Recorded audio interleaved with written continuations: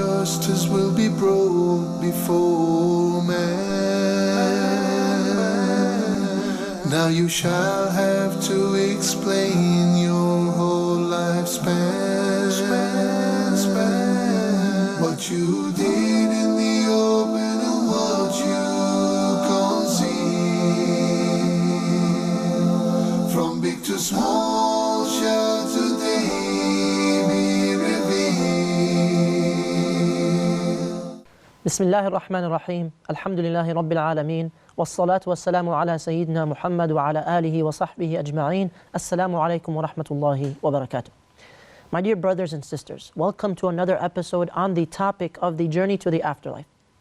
We have started discussing the beautiful topic of paradise, and we will continue today, inshallah ta'ala, talking about paradise and some of the things that people in paradise will say and do. And then we will mention a very important hadith, a rudimentary hadith that every Muslim can benefit from. And there are many lessons from this hadith. Let us start talking about the people of Jannah. So as the people of Jannah are going through Jannah, they are glorifying Allah morning and evening.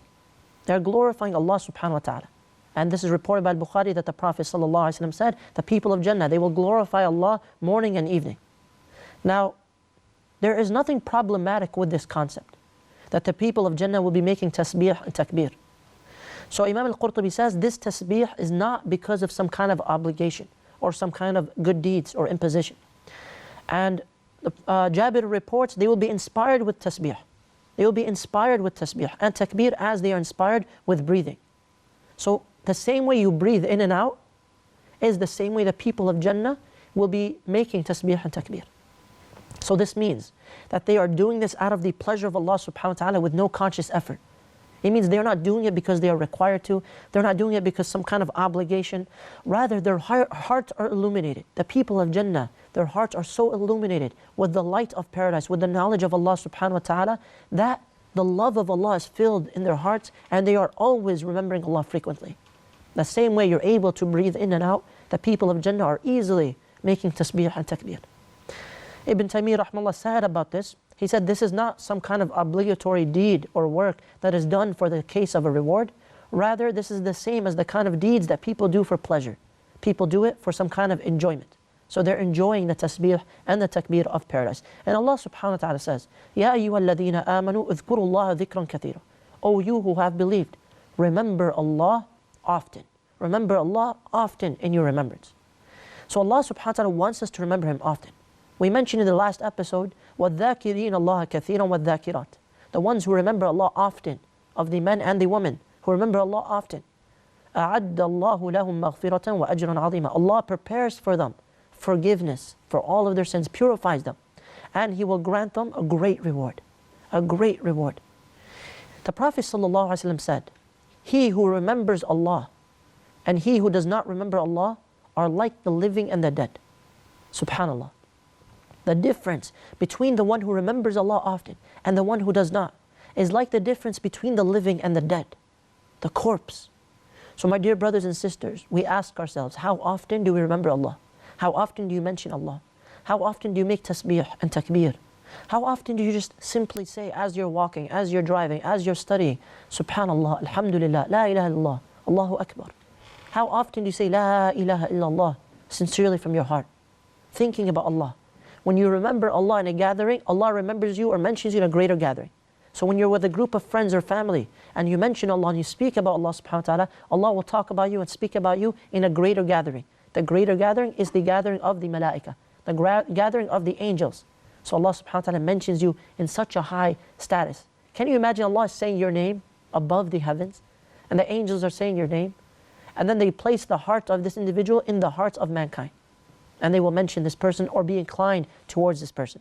Now the people of Jannah, they will have conversations with the people of the hellfire. We ask Allah subhanahu wa ta'ala to protect us from the hellfire.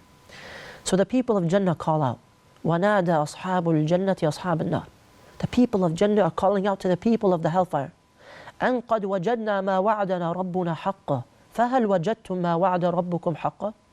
We found what Allah promised us to be true. Did you find in the hellfire what your lords or your deities promised you to be true? What you thought was true, did you find that to be true? قَالُوا نَعَمْ. They said yes. فَأَذَّنَ مُؤَذِّنٌ بَيْنَهُمْ اللَّعْنَةُ اللَّهِ عَلَى الظَّالِمِينَ. And then a voice will proclaim between the two conversations, between the two people, that the curse of Allah will be amongst those who are the wrongdoers. And then there are the people of the hellfire that are calling out to the people of Jannah.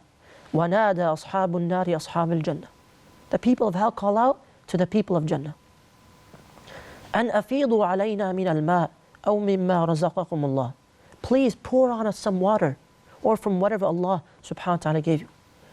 قَالُوا إِنَّ اللَّهَ حَرَّمَهُمَا عَلَى الْكَافِرِينَ. The people of Jannah respond and they say that verily Allah has forbade these two things for the disbelievers, for those who are in the hellfire. So the kuffar, the disbelievers, they used to not just dispute with us in this world, but rather they make fun of us, they mock us, they insult us. They try to step on us with every opportunity possible. They try to harm us with every opportunity possible. Not all of them, but many of them. And of course there are those people who love to live in peace and harmony. But many of them are mocking the believers. And they are insulting the believers. So Allah subhanahu wa ta'ala mentions this in the Quran when He says, إِنَّ الَّذِينَ أَجْرَمُوا كَانُوا مِنَ الَّذِينَ آمَنُوا يَضْحَكُونَ. Verily those who were committing crimes and evil, the people of evil in this world, those are the people, they used to laugh at the believers. They used to laugh at the believers. وَإِذَا مَرُّوا بِهِمْ يَتَغَامَزُونَ. And when they passed by them, they would wink at one another, meaning they would laugh at the believers behind their backs in a way of mockery. وَإِذَا انْقَلَبُوا إِلَىٰ أَهْلِهِمْ انْقَلَبُوا فَكِهِينَ. And when they returned back to their own people, or when they're with their friends or their family, they would start to jest and joke. They would start to mock the believers. They would talk about the believers in their own gatherings. وَإِذَا رَأَوْهُمْ قَالُوا إِنَّ هَؤُلَاءِ لَضَالُّونَ. When they saw them, they would say, these people, the believers, are astray. They have gone astray. وَمَا أُرْسِلُوا عَلَيْهِمْ حَافِظِينَ. Allah is saying these disbelievers, the ones who are mocking the believers, these people were not sent as watchers over the believers. They're not sent as watchers. Who are they to do this? So Allah subhanahu wa ta'ala says, فَالْيَوْمَ الَّذِينَ آمَنُوا مِنَ الْكُفَّارِ يَضْحَكُونَ. So now, today, on this day, on the day of judgment, the believers will laugh at the disbelievers. Now, on this day, it's the other way around. عَلَى الْأَرَائِكِ يَنْظُرُونَ. They are sitting on their thrones looking at everything. هَلْ ثُوِّبَ الْكُفَّارُ مَا كَانُوا يَفْعَلُونَ. Have the disbelievers, are not the disbelievers fully repaid for what they used to do? They used to mock, they used to insult, they used to reject the truth. And now they are being repaid for what they did in this life. So Allah subhanahu wa ta'ala wants us to be patient. Be patient. Yes, people will mock you in this world. Yes, people will look at you differently or look down on you for being a believer. They look at you strangely for growing your beard or for having a hijab or for praying your 5 prayers. So they will look at you differently without a doubt. That you cannot join their gatherings of drinking and partying and transforming your mind like the animals. Yes, they will mock you, but their way of life is not correct. They are going against what Allah created as a natural disposition for mankind, to do good, to be good for yourself and for society, and to do that which Allah has commanded, the one who created you. As for the true believers, they say, أَفَمَا نَحْنُ بِمَيِّتِينَ إِلَّا مَوْتَتَنَا الْأُولَى وَمَا نَحْنُ بِمُعَذَّبِينَ. So are we not to die anymore, except for our first death? And shall we not be punished? And we shall not be punished after we have entered paradise? إِنَّ هَذَا لَهُوَ الْفَوْزُ الْعَظِيمُ لِمِثْلِ هَذَا فَلْيَعْمَلِ الْعَامِلُونَ. Verily this is the supreme, the ultimate success.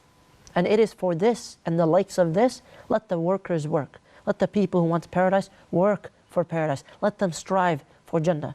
So my dear brothers and sisters, you may be struggling in this world with hardships. You may be living in a place where people are looking down on you for being Muslim. You may be ashamed at times to show that you're a believer. You may be surrounded by people who don't believe in Allah, or people who mock you for your faith, or people who physically harm you or verbally abuse you. But be patient. Allah subhanahu wa ta'ala knows what they are doing. وَلَا تَحْسَبَنَّ اللَّهَ غَافِلًا عَمَّا يَعْمَلُ الظَّالِمُونَ. Don't think that Allah subhanahu wa ta'ala is not aware of what these evil people, the ones who commit crimes, are doing. And He is leaving the full justice, the full rights for the day of resurrection.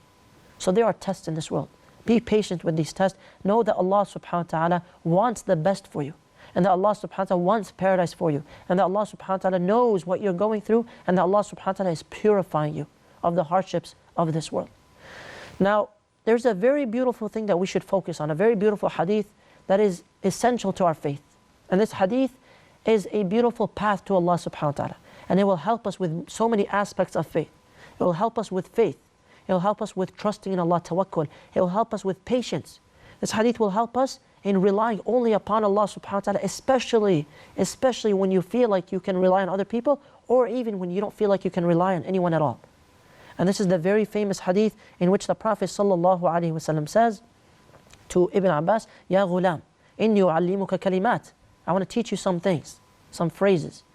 احفظ الله يحفظك احفظ الله تجده تجاهك إذا سألت فاسأل الله وإذا استعنت فاستعن بالله واعلم أن الأمة لو اجتمعت على أن ينفعوك بشيء لم ينفعوك إلا بشيء قد كتبه الله عليك. Something that Allah subhanahu wa ta'ala has given to you. لم ينفعوك إلا بشيء قد كتب الله لك. So something that Allah decreed already for you. Furthermore, he said, وَإِنِ اجْتَمَعُوا عَلَىٰ أَن يَضُرُّوكَ بِشَيْءٍ لَمْ يَضُرُّوكَ إِلَّا بِشَيْءٍ قَدْ كَتَبَهُ اللَّهُ عَلَيْكَ. And if they tried to harm you, they would not be able to harm you. They would not be able to harm you, except whatever Allah had willed would be able to harm you. And then he said, رُفِعَتِ الْأَقْلَامِ, the pens have been lifted, وَجُفَّتِ الصُّحُفِ, and the scrolls are complete and they have dried. They have dried. Now this hadith is authentic and it's reported by Tirmidhi and many others, and it's mentioned in different variations. Now the beautiful thing is that this hadith has so many lessons, hundreds of lessons perhaps. And so we want to cover this hadith with some of its lessons, maybe not hundreds of them, but we want to cover some of the lessons that will help us reach paradise, inshallah ta'ala. We're going to take a short break. After the break, we're going to take gems and beautiful lessons from this hadith to help us and to help everyone in our lives when we learn this hadith to get closer to Allah subhanahu wa ta'ala. We're going to take a short break and we'll be right back. Assalamu alaikum wa rahmatullahi wa barakatuh. Scale of justice will be brought before man.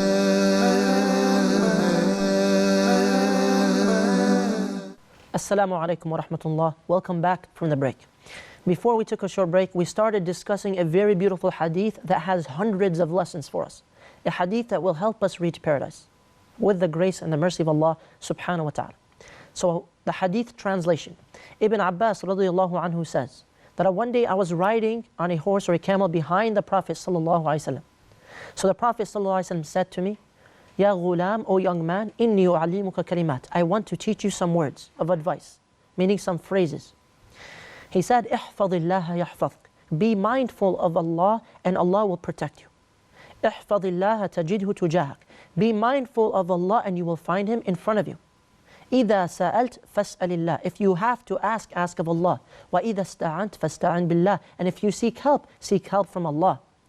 واعلم أن الأمة لو اجتمعت على أن ينفعوك بشيء لم ينفعوك إلا بشيء قد كتبه الله لك.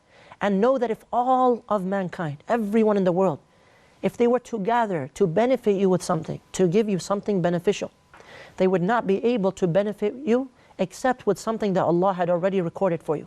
Something that Allah had recorded that would benefit you. وَإِنْ يَجْتَمَعُوا عَلَىٰ أَنْ يَضُرُّوكَ بِشَيْءٍ لَمْ يَضُرُّوكَ إِلَّا بِشَيْءٍ قَدْ كَتَبَهُ اللَّهُ عَلَيْكَ. And if they were all together, all of mankind, to harm you in a way, they would not be able to harm you except with something that Allah subhanahu wa ta'ala had already written for you, that it might harm you. رُفِعَتِ الْأَقْلَامِ, the pens have been lifted, وَجُفَّتِ الصُّحُفِ, and the pages have dried. And this is reported by Tirmidhi. Now, Ibn al-Jawzi rahimahullah says, I contemplated over this hadith, and it amazed me, and it made me nearly collapse and faint. How sorry do I feel for the ignorance of this hadith, the minimal understanding of its meanings by many people. Many people do not understand or even know of this hadith. So let us go through some of the benefits and lessons of this hadith that will help us with our faith in getting closer to Allah and reaching paradise. So one of the things we want to mention, Ibn Rajab rahimahullah says, what are the two ways Allah will protect you? احفظ الله يحفظك. So Allah will protect you if you protect Allah. What does that mean? Allah will protect you, meaning in the general way, He'll protect your wealth, He'll protect your health, the physical things that you see, and in the special way, He'll protect your faith. He will divert you away from the sins, from spiritual misguidance. Number 3, At-Tabari said to his students when they asked him, how is your body still very strong at a very old age? He responded, these are our limbs. We protected them from sins in our youth, and Allah protected them for us in our old age. Number 4, Allah subhanahu wa ta'ala will also protect your families and the loved ones in your life. Because we have the example of Musa alayhi salam and Al-Khidr in Surah Al-Kahf, that the reason why he protected the wealth of those two orphans is that their father was righteous. وَكَانَ أَبُوهُمَا صَالِحًا. So Allah subhanahu wa ta'ala rewarded them for that, or blessed them for that. So your families do have an effect on you. Some scholars say the opposite also applies. So the scholars say they can see the effects of some of their sins on their families, in disobedience, in conflict and tension. So protecting yourself will protect your family. And when it says ihfadillah, protect Allah, translation is literal. It means protect the boundaries of Allah. Do what Allah commanded. Stay away from the sins. Number 5, when you are placed in a test or a trial, don't look at the test, but look at the one who placed you there and be mindful of him, and you will find more peace and tranquility. Number 6, know that dua is the essence of worship because it manifests your need for Allah. It manifests your love of Allah. Number 7, know that if a person does not make a lot of dua, it shows that they have some type or level of disease in the heart, and it signifies a deficiency in their tawheed of Allah. If someone says, I'm a Muslim, but they never make dua, they never pray to Allah, then there's something going on with their connection to Allah. They need to start praying to Allah more often. They need to make more dua. Oh Allah, help me. Oh Allah, bless me. Oh Allah, guide me. Oh Allah, accept from me. Number 8, a common misconception is that we make dua for the hereafter only, and that for this dunya you don't make dua. That for some reason you're not supposed to want the dunya, this life. But the reality is you should both want the dunya and the akhirah. You should make dua for the dunya and the akhirah. Because Allah subhanahu wa ta'ala mentions this in the Quran.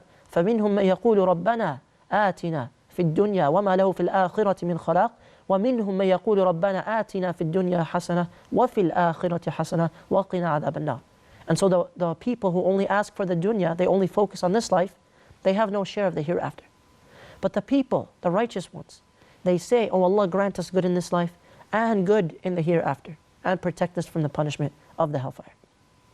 Number 9 is that the less we ask of other people and the more we depend on Allah subhanahu wa ta'ala, the stronger our faith will be, and the closer to Allah will become, and the higher status you'll have in paradise.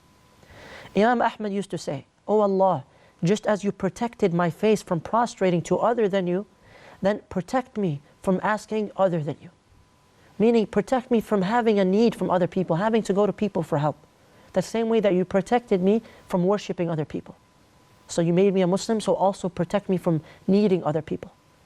Number 11, if you ask someone constantly, you ask people in your life, your friends, your family, if you keep asking them for things, sometimes they'll become irritated. And some people become very irritated and angry. And they'll feel annoyed. Why do you keep asking? But the more that you ask of Allah, the more He loves you. The more He's pleased with you, the more He gives you. So when you make dua, the more dua you make, the more Allah subhanahu wa ta'ala is pleased. But when you ask people, the more you ask of them, the more they become irritated, or they become burdened with you as a hardship. Number 12, Ibn Rajab rahimahullah says, how can you ask the poor and the unable, meaning the creation, the human beings, and you leave Allah subhanahu wa ta'ala, the rich and the able? This is a strange thing. Another thing is that Ibn Rajab rahimahullah said, know that asking Allah for this life instead of asking for His creation is something that is both logical and it is religious. And this is from both perspectives. So he said this is something that's beneficial for you in the dunya and in the akhirah. Another thing is that when you ask someone for help, you are humbling yourself to them in a way. You are showing that you need these people. The act of humility is more befitting in front of Allah. Hence, it is best to ask only of Allah, to turn to Allah first. But of course, it is permissible to ask of other people, and especially when they're able to, and there's no haram in that. There's nothing wrong with that. Another lesson is that when you ask of Allah, it's a great form of worship. You are implementing Islam, implementing Tawheed in your life. You're manifesting your need for Allah and His ability to help you. And you're manifesting servitude. This is what Islam is all about. Whereas when you ask the people, it's a form of oppression for yourself. Because people cannot even benefit themselves, let alone benefit you. Of course, they might help you with one thing or another, and this is normal and this is okay. Allah subhanahu wa ta'ala loves to be asked. So people don't generally like to be asked for favors. Usually you go to someone, you say, hey, can you do this for me? Can you help me with this? People don't usually like to be asked for favors, generally. Some people feel burdened. Some people look forward to helping. But Allah subhanahu wa ta'ala always loves to help you. And Allah always loves for you to ask of Him. So the more you ask of Allah and you insist in your dua, the more Allah will answer for you. And so one of the things that will help you is to make insistence in dua, is to persist in your dua, as much dua as possible.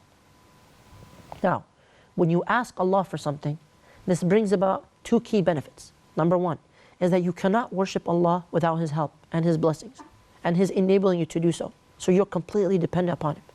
And number two, it will help you and comfort you in this life to ask of Allah, and it will comfort you in the hereafter. So you cannot go through this entire life and get to Jannah without asking of Allah. You cannot make it there without asking of Allah. When you ask someone for help, you have a need, something that you have, a need. You have this thing in your heart where you know that Allah decreed for this person to help you. He facilitated this to happen. So it all eventually goes back to Allah. So you thank this person, and this is your form of thanking Allah. Another benefit is when you ask someone to make dua for you, you should intend in your hearts that this person benefits as well. So don't think to yourself, this person's only doing it for me, I need this person, I'm dependent on this person. Rather, when they make dua, the angels say Ameen, and the same to you. So the angels are giving them the same thing they're asking for, or if it's something that doesn't apply to them, they give them something better even. And so there are two levels to knowing Allah. Ihfadillah. How do you know Allah subhanahu wa ta'ala? The basic level, the general level, is that you know Allah is our Lord. You know Allah created us. You believe in Him. And the more advanced and deeper level, and this is the one that's being referred to in the hadith, includes that you completely incline your heart towards Allah. You're so in love with Allah. And it includes your peace and tranquility when you remember Allah. So now you're connected to Allah. It includes that you are shy and modest before Allah. It includes that you venerate Allah subhanahu wa ta'ala. It includes that you fear the punishment of Allah. So you have love of Allah, you have hope in Allah, you fear the punishment of Allah, you're modest before Allah, and when you remember Allah, your heart feels at peace. أَلَا بِذِكْرِ اللَّهِ تَطْمَئِنُّ الْقُلُوبِ. Truly in the remembrance of Allah do the hearts find rest and peace. This is the ultimate cure, the ultimate spiritual cure that many people are looking for, and they don't realize they're looking for it. They're searching for it throughout their entire lives. And when they find it, they realize this is what I was looking for. So, ihfadillah. Protect the boundaries of Allah in your life. This will help you get to Jannah. This will help protect you in this life and protect you in the hereafter. And of the last lessons we want to mention is that how does Allah get to know you? Ihfadillah yahfadk. What does it mean that Allah will be mindful of you? So what this means on the basic level is that Allah knows everything about us. Allah is Al-Alim. Allah knows what you feel and what you think and what you could have done and what you did. And the more advanced level, and this is what's being referred to in the hadith, is that this is when Allah subhanahu wa ta'ala loves you. This is when Allah is close to you. He came closer to you because you came closer to Him. And so this includes bringing us closer to Him. It includes answering our dua. And so there are some people, anytime they make dua, the dua is immediately answered. And this includes helping us in times of difficulty, in times of need. So my dear brothers and sisters, this hadith has many, many, many more lessons. But when we look at it, we need to implement at least the basics of this hadith. Be mindful of Allah, and Allah will be mindful of you. He'll protect you. Be mindful of Allah and His rights upon you, and Allah will be there in front of you. Meaning you make dua, Allah will answer your dua. You need relief and peace and happiness, Allah will be there for you. If you have to ask, then first ask of Allah. First ask of Allah. And try to only ask of Allah. And if you need to depend, then depend on Allah. Only depend on Allah subhanahu wa ta'ala. إِيَّاكَ نَعْبُدُ وَإِيَّاكَ نَسْتَعِينُ. Verily it is you that we worship and it is you that we depend on. This verse in Surah Al-Fatiha encompasses our entire faith. So we ask Allah subhanahu wa ta'ala to protect us from going astray and to protect us in regards to the rights of Allah. We ask Allah subhanahu wa ta'ala to protect us in the spiritual way and in the general way. We ask Allah subhanahu wa ta'ala to allow us to benefit from this reminder and to forgive us for our shortcomings and to grant us the highest levels of paradise. We will see you next time inshallah ta'ala as we start to conclude the topic of Al-Jannah, the topic of paradise. جزاكم الله خيرا وصلى اللهم على نبينا محمد وعلى آله وصحبه أجمعين والسلام عليكم ورحمة الله وبركاته. Scale of justice will be brought before man. Now you shall have to explain your whole lifespan. What you did in the open and what you concealed. From big to small shall today be revealed.